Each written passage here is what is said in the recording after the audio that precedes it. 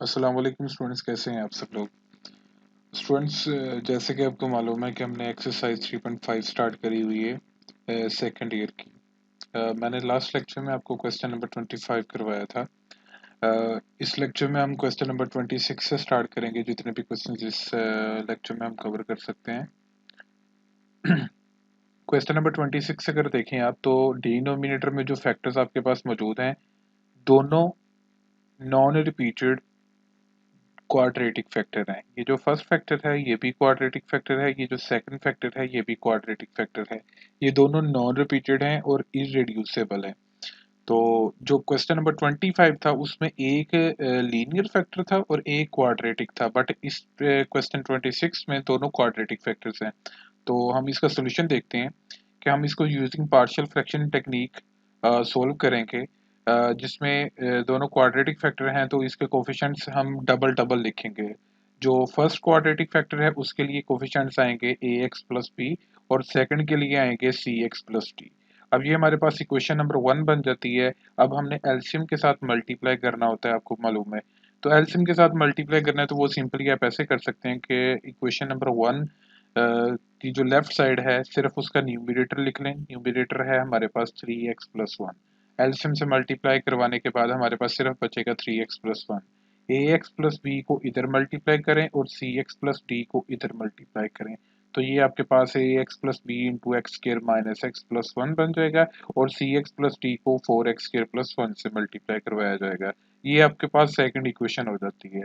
अब अब हमने क्या करना है कि ए एक्स को एक्स स्क्वायर से मल्टीप्लाई करवाना है, क्योंकि अब हम इसको इधर ही एक्सपेंड कर लेंगे। उसकी वजह यह है कि हमारे पास कोई भी लीनियर फैक्टर नहीं है, नॉन रिपीटेड लीनियर फैक्टर मौजूद नहीं है जिसको हम जीरो को इक्वल कंसीडर करके एक्स की वैल्यू निकाल लें। तो यहाँ पे बेसिकली कोफिशिएंट कंपैरिजन का ही काम होगा मेनली। तो हम ए एक्स को एक्स स्क्वायर से मल्टीप्लाई करेंगे तो ए एक्स क्यूब बन जाएगा। ए एक्स को आगे माइनस एक्स से करेंगे तो माइनस ए एक्स स्क्वायर आ जाएगा, और ए एक्स को वन से करेंगे तो ये ए एक्स आ चुका है। अब इसी तरह b को अंदर मल्टीप्लाई करना है तो हमारे पास बन जाएगा बी एक्स स्क्र, फिर माइनस बी एक्स, और फिर प्लस का b। इसी तरह सी एक्स को 4x स्क्र से मल्टीप्लाई करवाना है हमने। ठीक है, ये बन जाएगा 4cx क्यूब। और इसी तरह नेक्स्ट सी एक्स को 1 से करवाना है तो ये सी एक्स हो जाएगा, और d को मल्टीप्लाई करवाना है तो ये 4dx स्क्र बन जाएगा, और d को 1 से करवा के ये डी आ जाएगा हमारे पास। ये कोफिशिएंट्स की इक्वेशन बन चुकी है एक्सपैंड होके। अब हमने कंपैरिजन करना है कोफिशिएंट्स का। सबसे पहले देखें कि हाईएस्ट पावर कौन सी है, एक्स क्यूब। उसके कोफिशिएंट्स का कंपैरिजन किया है। लेफ्ट साइड में एक्स क्यूब वाली टर्म कोई नहीं है तो लेफ्ट साइड में एक्स क्यूब का कोफिशिएंट हुआ 0। राइट साइड में एक्स क्यूब वाली टर्म है ए एक्स क्यूब और ये 4c x क्यूब। तो कोफिशिएंट्स आते हैं हमारे पास ए, और ये प्लस का 4c। और इसी तरह हमारे पास a इक्वल आ जाता है -4c की। ये हमारे पास थर्ड इक्वेशन हो जाती है। अब हमने क्या करना है, एक्स स्केयर टर्म के कोफिशिएंट्स का कंपैरिजन करना है। लेफ्ट साइड में एक्स स्केयर वाली टर्म कोई भी नहीं है तो इसका मतलब है कि एक्स स्केयर टर्म का कोफिशिएंट लेफ्ट साइड में क्या है, 0। और राइट साइड में अगर हम देखें तो एक्स स्केयर टर्म का कोफिशिएंट क्या है, -a, और ये +4d, और यहाँ पे प्लस का b।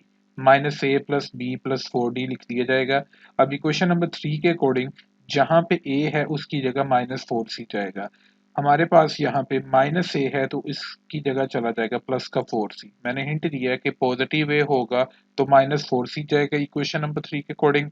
यहाँ पे नेगेटिव a है तो इसकी जगह पॉजिटिव 4c चला जाएगा। b और ये 4d एज इट इज आ जाएंगे।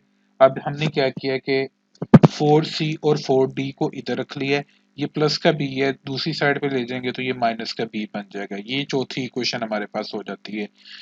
अब इसके बाद हमने नेक्स्ट टर्म जो है वो एक्स टर्म है, उसके कोफिशिएंट्स का कंपैरिजन करना है।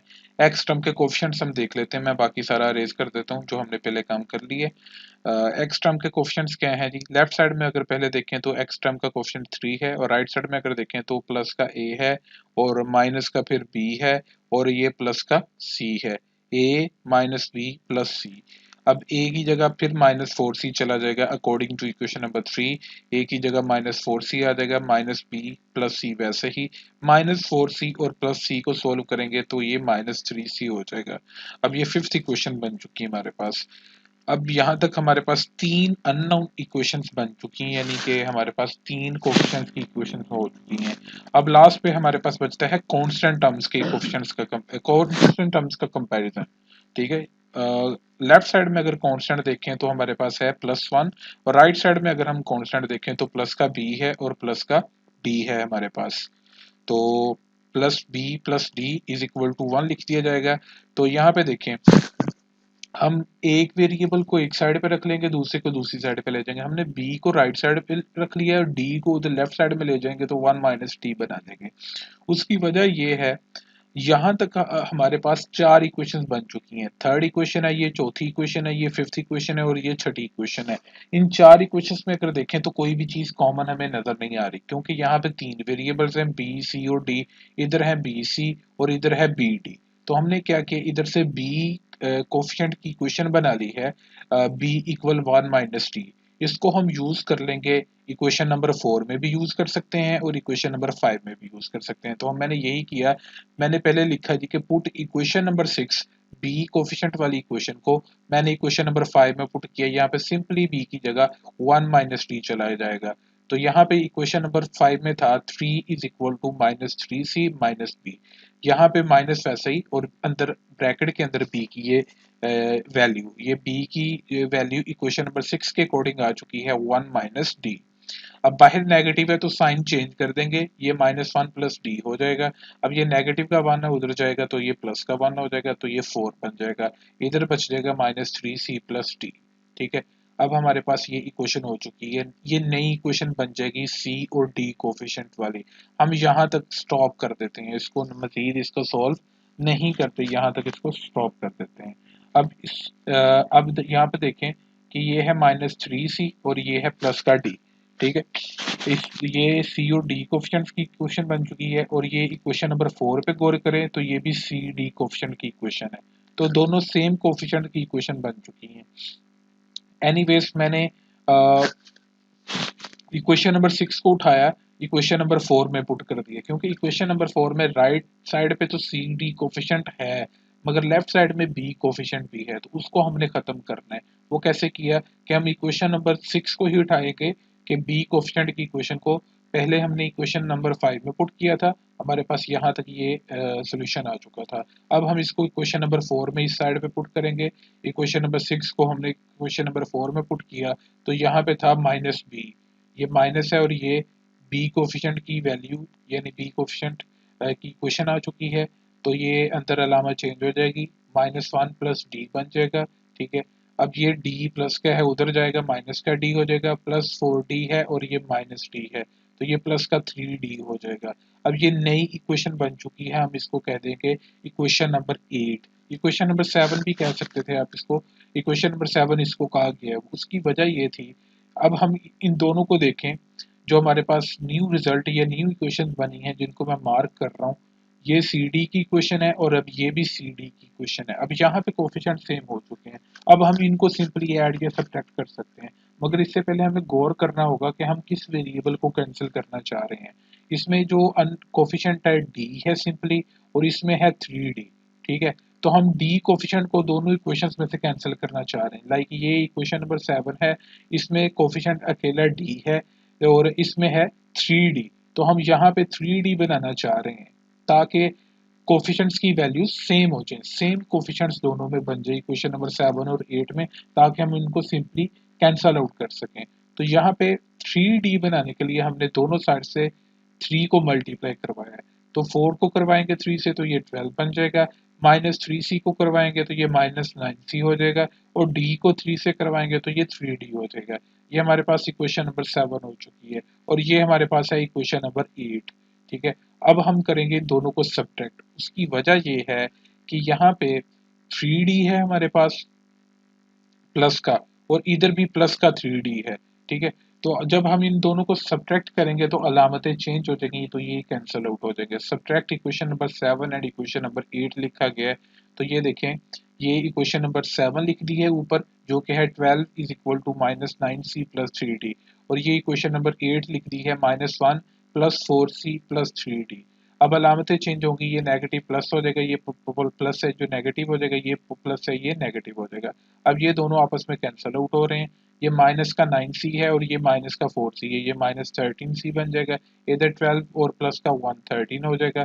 अब ये 13 जो इधर आकर डिवाइड होगा -13, अब 13 13 से कैंसिल आउट हो जाएगा, तो c की वैल्यू आपके पास -1 आ जाएगी।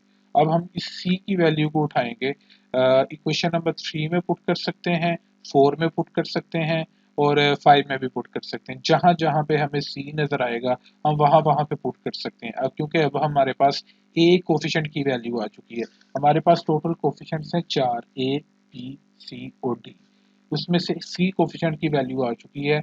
अब हम इस c कोफिशिएंट की वैल्यू को, जो कि है c इज इक्वल टू -1, सबसे पहले हम इसको पुट करते हैं इक्वेशन नंबर 3 में। तो हमने इसको इक्वेशन नंबर 3 में पुट किया, यहाँ पे था -4c, अब ये c की वैल्यू है, अब ये मल्टीप्लाई होकर कि a की वैल्यू आ जाएगी, a इज इक्वल टू 4 आ जाएगा। अब हम इसी तरह c की ये जो वैल्यू है -1, इसको उठाएंगे कोफिशिएंट 4 में या 5 में पुट कर सकते हैं। तो हम पहले इसको इक्वेशन नंबर 5 में पुट कर देते हैं, ठीक है। यहाँ पे ये -3c लिखा है तो यहाँ पे c की वैल्यू पुट कर देते हैं। तो यहाँ पे मैंने इक्वेशन नंबर 5 में इसको पुट किया, तो यहाँ पे -3 है था और c था, आगे ये c की वैल्यू आ गई है, ये प्लस का 3 बन जाएगा। अब ये देखें कि माइनस का b है, इस b को उधर ले गया और इस 3 को इधर ले आया, तो b की वैल्यू निकल आती है 0। हमारे पास 3 कोफिशिएंट्स की वैल्यूज हो चुकी हैं। अब इसी तरह c की वैल्यू को, अभी आपके पास ये दो इक्वेशंस और भी हैं, ये तीसरी थी, चौथी थी, पांचवी थी, छठी थी, ये सातवीं थी, ये आठवीं थी। आपको जहां जहां जहां जहां पे c नजर आएगा वहां वहां पे आप c की वैल्यू पुट कर दें। देखें हमने इक्वेशन नंबर 3 में c को पुट किया तो a की वैल्यू आ गई, इक्वेशन नंबर 5 में पुट किया तो b की वैल्यू आ गई, और अब हमने इक्वेशन नंबर 8 में c की वैल्यू को पुट किया तो हमारे पास यहाँ पे d की वैल्यू आ जाएगी। तो हमने इक्वेशन नंबर 8 में भी पुट किया c की वैल्यू को, तो इक्वेशन नंबर 8 अगर आप देखें तो यहाँ पे है -1 is equal to 4c plus 3d, तो यहाँ पे c की वैल्यू चले जाएगी -1 और हमारे पास सोल्व करके d की वैल्यू आ जाती है 1। अब हमारे पास चारों कोफिशिएंट्स की वैल्यूज हो चुकी हैं, जिनको मैंने मार्क किया हुआ है, ये हमारे पास कोफिशिएंट्स की वैल्यूज हो चुकी हैं, ये देखें। अब हम इन चारों कोफिशिएंट्स की वैल्यूज को उठाएंगे, मैंने लिखा है putting values of a b c and d in equation number 1। अब ये देखें, ये a की वैल्यू है, ये b की वैल्यू है जो कि 0 आई, ये c की वैल्यू है और ये d की वैल्यू है, ठीक है। इक्वेशन नंबर 1 में पुट कर दिए। ये पीडीएफ फाइल जो है आपको शो हो रही है, इस वीडियो के डिस्क्रिप्शन में मौजूद है, इसका लिंक आप गूगल ड्राइव लिंक से इस फाइल को डाउनलोड कर सकते हैं। अब ये देखिएगा कि ऊपर 4x बच गए। अब ये देखिए कि यहाँ पे फर्स्ट वैल्यू नेगेटिव है, फर्स्ट टर्म जो है वो नेगेटिव है। अब आपको माइनस कॉमन निकालना पड़ेगा क्योंकि आपने फर्स्ट टर्म को पॉजिटिव रखना होता है। तो हमने नेगेटिव को कॉमन निकाल दिया, अंदर आ जाएगा x-1। अब ये नेगेटिव और ये प्लस है, यहाँ पे क्या आ जाएगा, नेगेटिव हमारे पास आ जाएगा। अब यहाँ पे ये सिंपली देखें कि हमारे पास नीचे फंक्शन क्या है, 4x² + 1। अगर आप इसका डेरिवेटिव लें तो आपके पास डेरिवेटिव इसका आता है 8x, सिंपली 8x आता है, मगर ऊपर क्या मौजूद है, 4x, तो ऊपर क्या चाहिए आपको, 8x चाहिए। तो 4 को 2 से मल्टीप्लाई करवाना होगा, तो हमने 2 से मल्टीप्लाई करवा लिया और 2 से डिवाइड भी करवा लिया, क्योंकि ये यहाँ पे 2 मौजूद नहीं था। आपको जो अमल आप अपने पास से करना होता है आपको उसका रेसिप्रोकल भी करना पड़ता है, आपको मालूम है। तो हमने 2 से मल्टीप्लाई भी करवा लिया और डिवाइड भी करवा लिया। इधर अगर देखा जाए क्या है कि यहाँ पे है x² - x+1। अब x² - x+1 का डेरिवेटिव लिया जाए तो वो सिंपली आता है 2x - 1। अब हमने ऊपर 2x - 1 बनाना है, ऊपर अकेला है जहां तक x मौजूद, तो इसके साथ 2 मौजूद होना चाहिए, तो हमने 2 से डिवाइड किया और यहाँ पे 2 से मल्टीप्लाई करवाया। अब 2 को अंदर मल्टीप्लाई करेंगे तो ये 2x - 2 हो जाएगा, ठीक है। अब -2 को हम तोड़ लेंगे इस तरह कि 2x - 2 ऊपर बन चुके, ठीक है। हमें डेरिवेटिव ऊपर बनाना था 2x - 1, ये हमें डेरिवेटिव बनाना था, ठीक है। अब यहाँ पे है -2, -2 की जगह हम लिख लेंगे -1 -1, और इतनी वैल्यू का बटा जो है हम अलग कर देंगे। 2x - 1 है हमारे पास, तो इसका बटा जो है x² - x+1 हम अलग कर देंगे। -1 का बटा जो है x² - x+1 हम अलग कर देंगे, ठीक है। और बाहर जो 1/2 एज अ कोफिशिएंट हमारे पास पड़ा है वो एज इट इज चल रहा है हमारे पास, ठीक है। तो किसी भी स्टेप पे कोई भी कंफ्यूजन होती है तो मुझसे पूछ सकते हैं। अब नेक्स्ट देखिएगा, मैंने क्या किया कि इस वैल्यू का इंटीग्रल अलग कर दिए, ठीक है, और साथ 1/2 भी जाएगा, और ये नेगेटिव था, बाहर वाला नेगेटिव साइन इससे मल्टीप्लाई होकर यहाँ पे पॉजिटिव बन जाएगा, प्लस का साइन आ जाएगा, और इस वाली वैल्यू के साथ हमने 1/2 अलग कर दिए। यहां तक हमारे पास हो चुके हैं। अब मेन प्रॉब्लम प्रॉब्लम किसका है? इस चीज का। अगर आपने क्वेश्चन नंबर 25 समझा है तो आपको समझ लग जाएगी कि मैं कौन सी बात कर रहा हूँ। यहाँ पे मेन प्रॉब्लम है अब, क्योंकि ये जो अलजेब्रिक फंक्शन है अब इस यहाँ पे इसका डेरिवेटिव ऊपर नहीं बन रहा है, तो अब हमने 3.3 की चीज इस्तेमाल करनी है, एक्सरसाइज 3.3 में जो सब्स्टिट्यूशन करते थे इस्तेमाल। मैंने लास्ट टाइम जो क्वेश्चन नंबर 25 करवाया उसमें भी मैंने इन डिटेल मैंने आपको ये चीज समझाई है कि जब अलजेब्रिक फंक्शन का डेरिवेटिव ऊपर ना बन रहा हो, नीचे फंक्शन ऊपर उसका डेरिवेटिव ना बने, तो आपको वहां पे अलजेब्रिक फंक्शन को ट्रिग्नोमेट्रिक फंक्शन से रिप्लेस करवाना पड़ता है। उसके लिए आपको वेरिएबल का होल स्क्वायर अलग चाहिए होता है और कांस्टेंट का होल स्क्वायर अलग चाहिए होता है। अब यहाँ पे ये पूरी क्वाड्रेटिक इक्वेशन है, हम इसको कंप्लीटिंग स्क्वायर फार्मूला से सोल्व कर लेंगे। वो इस तरह कि ये है x square minus x plus one. आप गौर करें एक्स स्क्वायर माइनस एक्स पे, यहाँ पे ए माइनस बी, ए माइनस बी के होल स्क्वायर वाला फार्मूला लगेगा।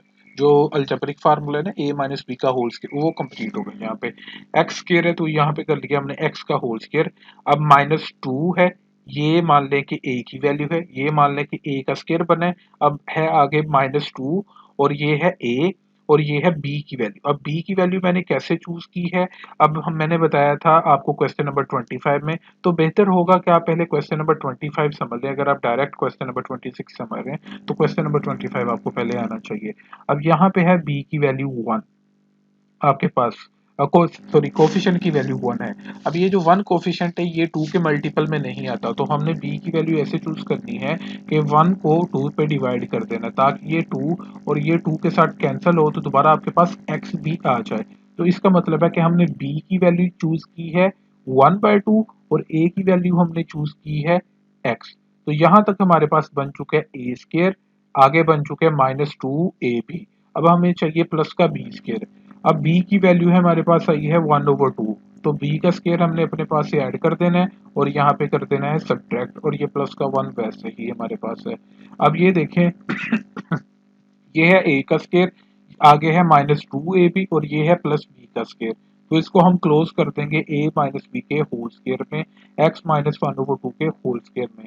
ये -1/2 का स्क्वायर प्लस 1, इसको सोल्व कर लेंगे तो ये -1/4 प्लस 1 बन जाएगा। इसका एलसीएम लेके आप कैलकुलेटर से डायरेक्ट इस चीज का एलसीएम ले सकते हैं, तो ये +3/4 आ जाता है। ये सेम चीज क्वेश्चन नंबर 25 की है। अब ये 4 2 के स्क्वायर में बनता है, √3 तो किसी वैल्यू के स्क्वायर में नहीं बनता, सॉरी 3 जो है किसी वैल्यू का स्क्वायर लेके नहीं आता, तो हम इसकी जगह √3 बना देंगे और इसका होल स्क्वायर कर देंगे। जब आप दोबारा स्क्वायर ओपन करेंगे तो ये 3 में चेंज हो जाएगा और 2 का स्क्वायर ओपन करेंगे तो ये 4 बन जाएगा। इस तरह ये हमारे पास ये वेरिएबल टर्म का स्क्वायर बन चुका है और ये कांस्टेंट टर्म का स्क्वायर बन चुका है। यही चीज हमें करनी थी, तो यहाँ पे हमने स्टॉप लगाया हुआ था यहाँ तक, तो हम जाएंगे ना इसको छेड़ेंगे ना इसको छेड़ेंगे, ठीक है। तो यहाँ पे जाएंगे बटे में x square minus x plus 1 की जगह लिख देंगे x-1/2 का होल स्क्वायर प्लस ये कांस्टेंट √3/2 का होल स्क्वायर। अब यहाँ पे देखिएगा नीचे फंक्शन बन गया था ये वाला और ऊपर उसका ये 2x-1 डेरिवेटिव, तो रूल टू ऑफ इंटीग्रेशन के अकॉर्डिंग इसका आंसर आ जाएगा ln into x square minus x plus 1 function यानी कि। अब यहाँ पे ये देखिए इंटेग्रल रिजल्ट लगाना है। ये सारी चीज हमने क्यों की, वेरिएबल का स्क्वायर होल स्क्वायर अलग बनाया वेरिएबल टर्म का और कांस्टेंट टर्म का होल स्क्वायर अलग, क्योंकि हमने ये इंटेग्रल रिजल्ट याद करवाया किया था।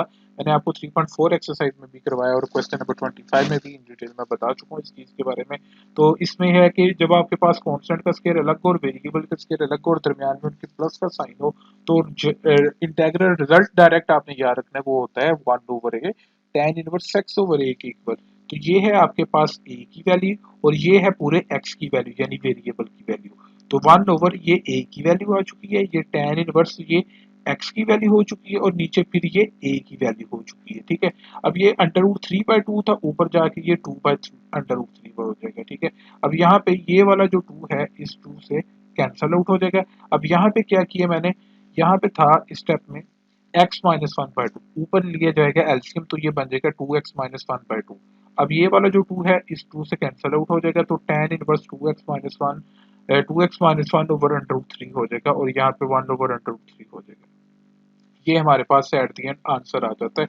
ये हमारा हो चुका है क्वेश्चन नंबर 26 सोल्व हो चुके हैं।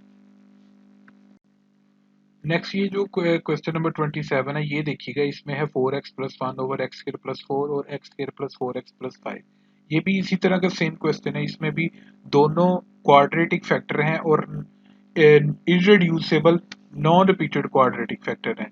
तो ये देखिएगा ax प्लस b है, इसके बटे में x² + 4 अलग कर देंगे और cx प्लस d के बटे में x² + 4x + 5 अलग कर देंगे। ये आपके पास फर्स्ट इक्वेशन हो जाती है जो कोफिशिएंट्स की इक्वेशन है।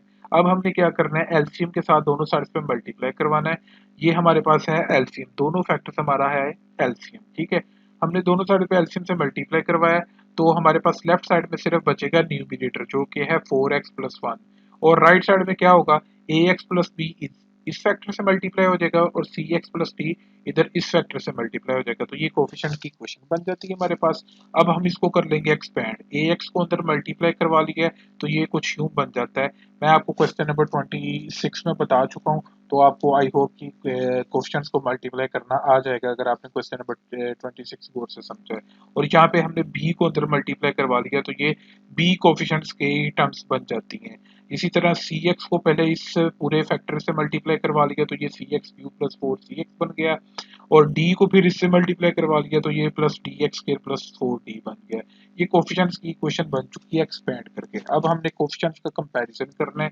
सबसे पहले देखा जाए तो हाईएस्ट पावर वाली टर्म है x³, तो हमने लिखा for x³ term coefficient left side में x³ वाली टर्म नहीं है तो उसका कोफिशिएंट आ गया लेफ्ट साइड के अकॉर्डिंग 0 और राइट साइड में देखा तो कोफिशिएंट है a और ये है प्लस का c। तो a + c आ चुके हैं, तो a इक्वल आ चुके हैं -c के, ठीक है। ये हमारे पास a की इक्वेशन हो चुकी है, इसको हम कह देंगे इक्वेशन नंबर 3। अब हमारे पास है फॉर x के टर्म कोफिशिएंट्स का कंपैरिजन करना है।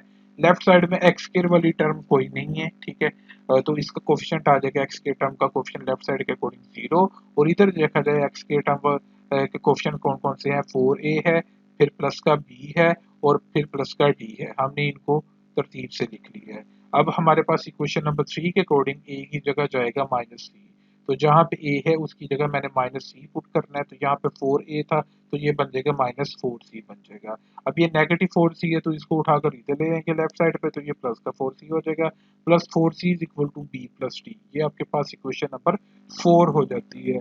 नेक्स्ट हमने क्या करना है, फॉर x टर्म कोफिशिएंट्स का कंपैरिजन करना है। लेफ्ट साइड में अगर देखा जाए तो x टर्म का कोफिशिएंट क्या है 4 और राइट साइड में अगर देखा जाए तो x टर्म का कोफिशिएंट कौन कौन सा है, ये 5a है और ये प्लस का 4b है और ये प्लस का 4c है। हमने लिख लिया इसको 5a + 4b + 4c।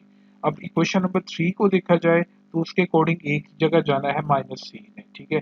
तो 5a है तो इसकी जगह बन जाएगा -5c इस हिंट के अकॉर्डिंग, ठीक है। तो -5c है और ये प्लस का 4c है तो ये सोल्व होके हो जाएगा माइनस का c और प्लस 4b। अब ये नेगेटिव c है और ये प्लस 4b है तो इसको तरतीब देके हमने बना लिया 4 = 4b - c।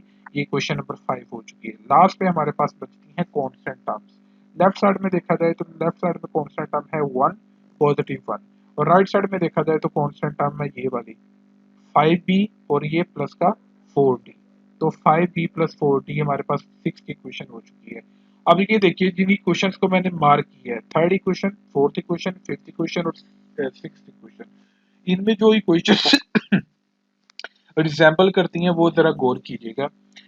इसमें दो कोफिशिएंट्स हैं a और c, इसमें है तीन कोफिशिएंट c b d, इसमें है b और ये c, दो कोफिशिएंट्स हैं। इक्वेशन नंबर 6 में है b और d। तो कोई भी दो ऐसी इक्वेशंस नहीं है जिनके वेरिएबल सेम हो, यानी कि यहाँ पे b d तो है, साथ c भी है, मगर इक्वेशन नंबर 6 में अकेले b d कोफिशिएंट्स हैं। या तो यहाँ पे होता c कोफिशिएंट, यहाँ पे भी होता है, यहाँ पे c कोफिशिएंट ना होता तो हम सिंपली इक्वेशन नंबर 4 या 6 को सोल्व कर लेते हैं आपस में, ठीक है। तो यहाँ पे हमने क्या करना है, अब हमने ध्यान से इसको सोल्व करना है। हमने लिखा कि फ्रॉम इक्वेशन नंबर 4, ठीक है। अब लाजम नहीं है कि इक्वेशन नंबर 4 से ही चीज निकालनी थी, मैंने इक्वेशन नंबर 4 से ही क्यों चीज निकाली, इक्वेशन नंबर 6 से क्यों नहीं निकाल ली, इक्वेशन नंबर 5 से क्यों नहीं निकाली। तो हमने देखा कि यहाँ पे बी भी सिंगल है और डी भी सिंगल है। इक्वेशन नंबर 5 में देखा सी सिंगल है मगर बी सिंगल नहीं है, वो 4b है। इक्वेशन नंबर 6 में देखा ना बी सिंगल है वो 5b है, ना डी सिंगल है जो कि है 4d। तो हमने इक्वेशन नंबर 4 में से बी कोफिशिएंट की इक्वेशन बना ली है। ठीक है, वो कैसे कि 4c बराबर था b प्लस डी के, तो d को एक साइड पे रहने दिया तो b को लेफ्ट साइड पे ले जाएंगे तो 4c minus B equal to D बन जाएगा। ये आपके पास बन जाती है इक्वेशन नंबर 7। ये डी कोफिशिएंट की इक्वेशन बन जाती है। अब इस डी कोफिशिएंट की इक्वेशन को हम पुट करेंगे इक्वेशन नंबर 6 में। जहां जहां पे आपको डी नजर आएगा वहां पे पुट कर दें।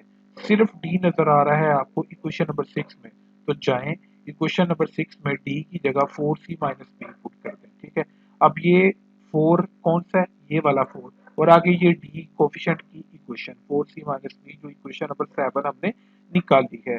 4c माइनस बी पुट कर दिया, 4 को अंदर मल्टीप्लाई करवाया तो ये 16c माइनस 4b बन गया, 5b और 4b सोल्व होके प्लस का b आ जाएगा। अब ये b प्लस 16c बन चुका है। अब यहाँ पे कोफिशिएंट्स की इक्वेशन बन चुकी है b और c कोफिशिएंट की इक्वेशन। अब और देखें, गौर करें कि और कौन सी इक्वेशन है जिसमें b और c कोफिशिएंट है, वो है हमारे पास इक्वेशन नंबर 5। ठीक है, अब मैं जिसको ज्यादा हाईलाइट कर रहा हूँ, आपने उन दो इक्वेशन पे गौर करनी है। इक्वेशन नंबर 5 जिसमें b और c कोफिशिएंट है, और यहाँ पे देखें ये b और c कोफिशिएंट है। ठीक है, अब हमने क्या करना है कि इसमें देखा जाए कि एक वेरिएबल को हमने कैंसिल करना है, तो आपके पास चॉइस है, आप बी कोफिशिएंट को कैंसिल करना चाहते हैं या सी कोफिशिएंट को कैंसिल करना चाहते हैं इक्वेशन नंबर 5 और इक्वेशन नंबर 8 में से ही, क्योंकि यहाँ तक 7 इक्वेशन बन चुकी हैं। अब ये जो नई इक्वेशन बनेगी वो 8 इक्वेशन होगी। 5 और 8 में से कौन सा वेरिएबल आप कैंसिल करना चाहते हैं, बी या सी को? अब मैंने कैंसिल करना चाहा है बी को।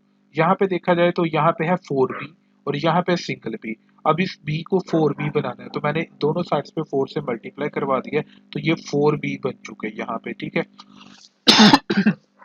और ये माइनस सी है, और ये 64c कैसे बन चुका है, क्योंकि मैंने इस इक्वेशन के दोनों साइड्स पे 4 से मल्टीप्लाई करवाया।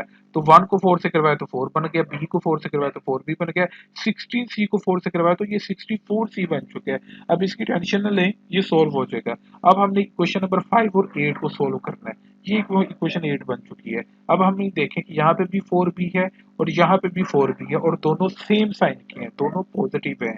तो हमने a को नेगेटिव करना है, तो उसके लिए हम दोनों इक्वेशंस को क्या करेंगे, सब्ट्रैक्ट। इक्वेशन नंबर 5 और 8 को सब्ट्रैक्ट करेंगे, इक्वेशन नंबर 5 है और ये इक्वेशन नंबर 8 है। अब इक्वेशन नंबर 8 के टर्म्स का जो साइन है वो चेंज हो जाएगा, पॉजिटिव नेगेटिव में चेंज हो जाएगा। अब ये पॉजिटिव थे नेगेटिव बन गया, पॉजिटिव थी नेगेटिव बन गई, ये भी टर्म पॉजिटिव थी नेगेटिव बन गई। अब यहाँ पे 4b भी कैंसिल हो रहा है, 4 भी कैंसिल हो रहा है, तो यहाँ पे 0 बच जाएगा, और यहाँ पे -64c और ये -c, ये -65c हो जाएगा। अब ये मैटर नहीं करेगा क्योंकि c की वैल्यू 0 ही आएगी, जितनी भी वैल्यू है ये -65 उधर 0 से जाके डिवाइड होगी तो ये c की वैल्यू 0 ही निकल आएगी। अब यहाँ तक हमारे पास सिर्फ a कोफिशिएंट की वैल्यू अब हमारे पास निकली है, जो कि है c की वैल्यू। जैसे हमने क्वेश्चन नंबर 26 में किया था, सेम इसी तरह इसमें करना है कि सी कोफिशिएंट की वैल्यू को उठाएंगे जहां जहां पे थर्ड इक्वेशन है, फोर्थ इक्वेशन है, फिफ्थ है, सिक्स्थ है, सेवंथ है, एट्थ है, जहां जहां पे भी सी की वैल्यू नजर आएगी, सी नजर आएगा, वहां पे सी की वैल्यू पुट करते हैं। सबसे पहले हम इसको पुट करते हैं इक्वेशन नंबर 3 में। इक्वेशन नंबर 3 में मैंने इसको पुट किया तो यहाँ पे a की वैल्यू सिंपली 0 निकल आई। फिर मैं गया इक्वेशन नंबर 5 में, क्योंकि इक्वेशन नंबर 4 में पुट करूंगा तो c पुट करके ना b का आंसर निकलेगा ना d का आंसर निकलेगा, तो मैंने इसको सिंपली पहले इक्वेशन नंबर 5 में पुट किया।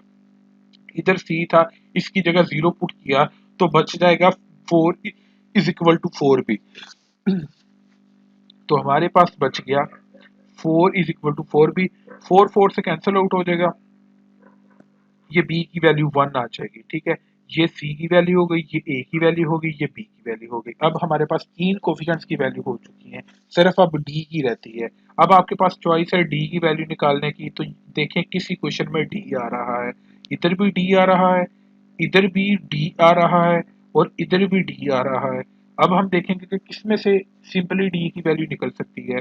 तो देखा जाए तो d की वैल्यू हमारे पास इक्वेशन नंबर 6 से सिंपली निकल सकती है, क्योंकि सिंपली यहाँ पे b की वैल्यू जो निकली है वो पुट करें, d की वैल्यू आ जाएगी। तो मैंने लिखा put b is equal to 1 in equation number 6। तो जहाँ पे बी था उसकी 5b था तो बी की वैल्यू वहाँ पे 1 चले गई ये क्वेश्चन नंबर 6 में। तो आपके पास डी की वैल्यू आ जाएगी -1 क्योंकि इधर बन जाएगा -4 और इधर 4 है, 4 4 से कैंसिल आउट हो जाएगा, इधर 1 बचेगा और ये नेगेटिव साइन साथ है तो डी की वैल्यू आ जाएगी -1। अब ये देखें मैंने हाईलाइट कर दिए हैं, मार्क कर दिए तीनों क्वेश्चंस की, चारों क्वेश्चंस की वैल्यूज को। अब इन चारों क्वेश्चंस की वैल्यूज को हम उठाएंगे इक्वेशन नंबर 1 में पुट कर देंगे। ये है हमारे पास equation number 1, ax plus B और सी एक्स प्लस डी। जहाँ पे a है उसकी वैल्यू, अब देखें a की वैल्यू आई थी 0, ऊपर देख लें तो a की वैल्यू 0 आई, 0 इंटू एक्स आ गया, फिर b की वैल्यू आई है, फिर ये c की वैल्यू आई और फिर ये d की वैल्यू आई। अब यहाँ पे 0x तो खत्म हो जाएगा, यहाँ पे सिंपली 1 बचेगा, यहाँ पे -1 बचेगा, ठीक है। अब यहाँ पे देखिए taking integral on both side, इस टर्म का इंटेग्रल अलग ले लेंगे, इस टर्म का इंटेग्रल हम अलग ले लेंगे। ये नेगेटिव है और ये प्लस है, ये नेगेटिव प्लस नेगेटिव हो जाएगा यहाँ पे। अब ये देखें कि यहाँ पे x का होल स्क्वायर हो जाएगा और 4 की जगह 2 का होल स्क्वायर हो जाएगा, ठीक है। अब यहाँ पे ये चीज देखिएगा, ये है x square plus 4x plus 5। अब ये चीज जो है इसमें फंक्शन तो नीचे मौजूद है, उसका डेरिवेटिव ऊपर नहीं बन रहा, तो सेम वही चीज करनी जो मैंने 3.53 की आपको बताई है, क्वेश्चन नंबर 26 में भी आपको चीज बताई है कि आपने यहाँ पे वेरिएबल और कांस्टेंट का होल स्क्वायर अलग अलग बनाना है। तो इसके लिए हमने 5 की जगह 4+1 लिख लिया, क्योंकि ये एक्स स्क्वायर प्लस 4x+4 ये फार्मूला कंप्लीट हो रहा है x+2 का होल स्क्वायर। वो कैसे कि हमने एक्स स्क्वायर की जगह कर लिया x का होल स्क्वायर और लास्ट पे 4 की जगह कर लिया 2 का होल स्क्वायर और दरमियान में कर लिया हमने 2 इंटू एक्स इंटू 2, जैसे कि मतलब ये बन गया a का स्क्वायर और ये बन गया b का स्क्वायर और दरमियान में हो गया 2ab। तो ये चीज क्लोज हो जाएगी a प्लस बी के होल स्क्वायर में। तो a की वैल्यू x है और b की वैल्यू 2 है, तो ये चीज क्लोज हो गई x प्लस 2 के होल स्क्वायर में। और ये जो 1 है तो 1 की जगह हम सिंपली कर लेंगे 1 का होल स्क्वायर। तो ये बन गया हमारे पास वेरिएबल का होल स्क्वायर और ये हो गया कांस्टेंट का होल स्क्वायर। तो ये जो इंटीग्रल रिजल्ट, सेम यही इंटीग्रल रिजल्ट हमने क्वेश्चन नंबर 26 में भी यूज किया है कि 1/x square plus a square is equal to 1/a tan inverse x over a। तो इसके अकॉर्डिंग आ जाएगा 1 ओवर ये a की वैल्यू आ जाएगी हमारे पास tan इनवर्स, ये वेरिएबल की वैल्यू आ जाएगी और ये फिर कांस्टेंट की वैल्यू, तो ये बन जाएगा tan इनवर्स x प्लस 2 हमारे पास। तो और यहाँ पे ये चीज देखें, यहाँ पे भी यही रिजल्ट 1/x का स्क्वायर प्लस 2 का स्क्वायर, तो यहाँ पे कांस्टेंट 2 है और वेरिएबल x है, तो ये बन जाएगा 1/2 tan इनवर्स x/2 इसी इंटीग्रल रिजल्ट के अकॉर्डिंग। और ये हमारे पास क्वेश्चन नंबर 27 हो चुका है, ये भी इंपॉर्टेंट लॉन्ग क्वेश्चन था।